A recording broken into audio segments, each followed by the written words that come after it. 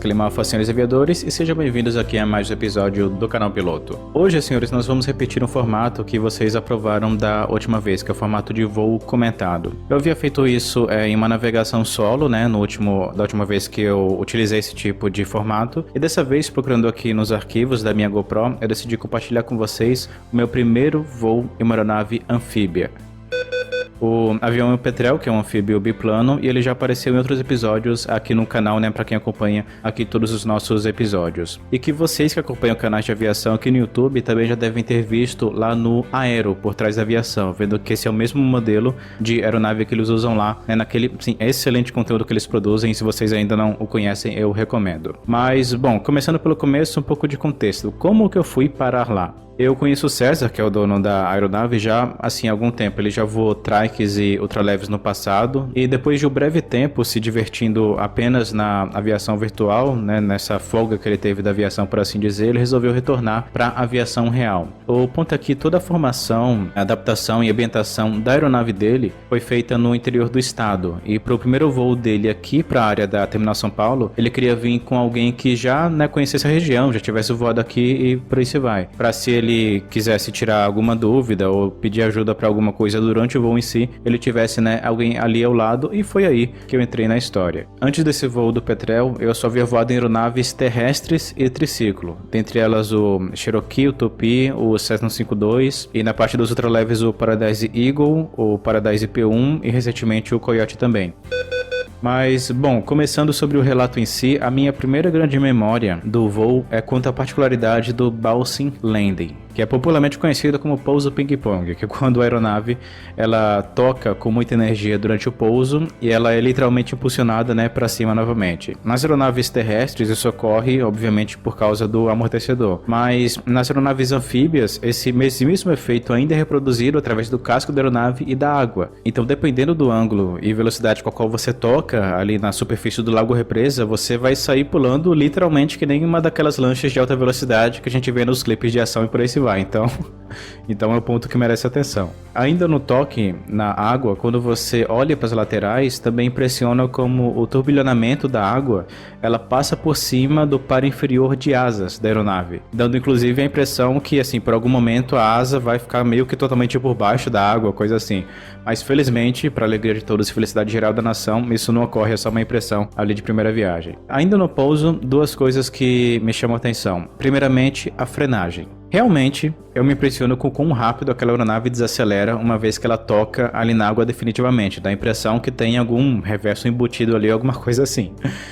Já houve assim aproximações que eu, como piloto inexperiente nesse tipo de aeronave, teria arremetido, achando que não haveria tempo e espaço, né, para você fazer a frenagem da aeronave, mas claro, obviamente, eu estava errado e a gente conseguiu, né, ali parar com toda a segurança. E outro ponto que me surpreendeu, particularmente porque eu mesmo tendo feito natação quando criança ainda não sei nadar. Aliás, bom, na verdade eu até sei nadar, mas eu precisaria daquelas boias de braço do Bob Esponja, então, né, na prática eu não sei. Mas bom, o ponto é que me chamou a atenção sobre o quão a aeronave, entre aspas, afunda quando ela fica estacionária na água. Porque no Petrel a gente fica meio que sentado com as pernas estiradas, como se a gente ficasse sentado no chão, né, literalmente, ou seja, a gente fica bem próximo do casco da aeronave.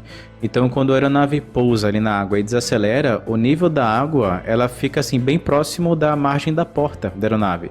E o nosso corpo fica literalmente abaixo do nível da água. Então eu, que já assisti Titanic várias vezes, admito que fiquei com um friozinho na barriga ali, mas foi só isso. Bom, isso foi o que me surpreendeu como espectador do voo, mas claro que felizmente eu tive a oportunidade, né, de fazer alguns TGLs e pilotar a aeronave ali durante uns minutos. No começo eu havia citado para vocês sobre o Bouncing Landing, certo? Bom, o que me surpreendeu foi que no caso da aeronave anfíbia, isso ocorre não somente durante o pouso, mas também durante a decolagem. Então, com isso em mente, avaliemos essa cena aqui de agora. Eu lembro que o César chegou a me falar para eu deixar o manche cabrado durante a corrida para decolagem, mas até por eu não saber o motivo, nem ter perguntado também, eu acabei não cabrando o bastante. Você tem que acelerar e puxar ele aqui, cabra aí. Acelera, manda lá. Então, olha lá, a gente começa a corrida para decolagem, a aeronave começa a ganhar velocidade e... Opa. Olha a minha cara ali de quem fez coisa errada. Bom, ó tudo, eu devo ter feito ali, uns 4 TGLs talvez, e depois disso eu já havia pego ali o jeito da aeronave, então no fim não tem nenhum, mistério quanto a isso, é só a questão de você pegar o jeito ali realmente. Outro ponto que me chamou a atenção foi que ao pilotar a aeronave, você tem que ter cuidado com o perigo do chamado efeito espelho d'água. Porque assim, quando você está se aproximando para pousar em uma pista comum, a sua noção de aproximação com o solo, ela é assim, clara e constante, você está vendo a pista, a centerline, a cabeceira, e tudo mais. Já no caso do pouso na água, quando a superfície da represa, por exemplo, ela está com quase nenhuma ondulação, e dependendo também do reflexo da luz do sol na água e etc, se você assim estiver meio distraído, você pode não perceber que a superfície da água está chegando durante a aproximação para o pouso. E assim você acaba tocando com energia excessiva ali, dando aquela pancada literalmente na água. Então você se aproxima, por exemplo, achando que ainda falta 10 metros para você tocar na superfície da pista e pá, você vai tocar nela ali imediatamente. Então é um ponto que merece extrema atenção.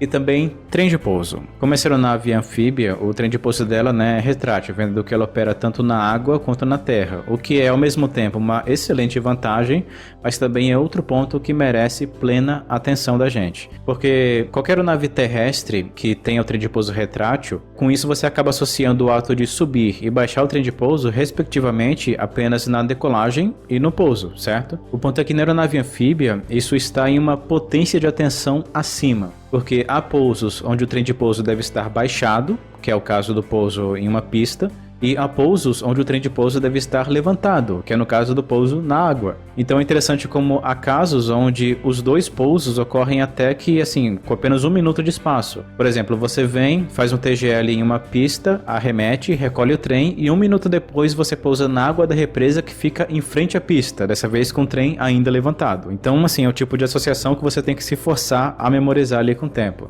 E para finalizar, é interessante notar como ao voar em uma aeronave anfíbia, o seu modo de pensar durante o voo de cruzeiro e uma navegação ali, ele muda. Eu me lembro que eu estava ajudando esse meu amigo em um planejamento uma vez, na noite anterior a esse voo que a gente faria na manhã seguinte, e eu me lembro que eu havia sugerido ele fazer um pequeno desvio ali em uma das fases do voo para ele não passar por cima de uma área de lagos e rios, porque em uma aeronave terrestre, uma pane de motor ali naquela área seria algo no mínimo, trágico, mas caramba, é um anfíbio.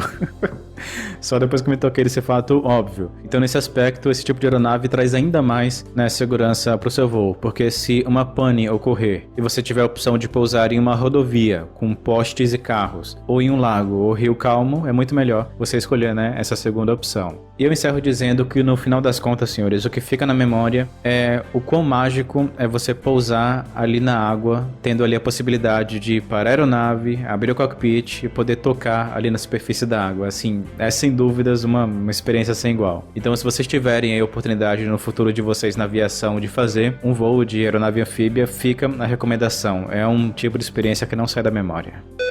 Bom, então finalizamos por aqui, senhores. E por favor, deixem aí nos comentários o que vocês acharam desse formato de episódio, se ele foi informativo e se vocês desejam outros assim. E não se esqueçam do like e também se inscrevam para entrar aqui no nosso esquadrão. E como sempre, pilote um livro, leia um avião e nunca se esqueça de ter mais agilidade.